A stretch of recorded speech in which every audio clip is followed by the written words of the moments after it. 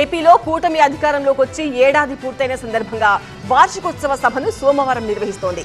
June 12నే ఈ వేడుకలు నిర్వహించాలని ఏర్పాట్లు చేసినప్పటికీ అదే రోజు అహ్మదాబాద్లో విమాన ప్రమాదంతో వాయిదా పడింది. ఇంతకీ రేపు జరగబోయే కార్యక్రమంలో హైలైట్స్ ఏంటి? సుపరిపాలనలో తొలి అడుగు పేరుతో సోమవారం వేడుకలు నిర్వహించబోతోంది ఏపీ ప్రభుత్వం. ఏపీ సచివాలయం వెనుక భాగంలో ఈ వేడుకకు వేదిక సిద్ధమైంది. ఇది తొలి ఏడాది సభ మాత్రమే కాదు, ఇది ఒక కార్యాచరణ ప్రణాళిక ప్రదర్శన, ఒక రాజకీయ మేనిఫెస్టో పునఃసమీక్ష.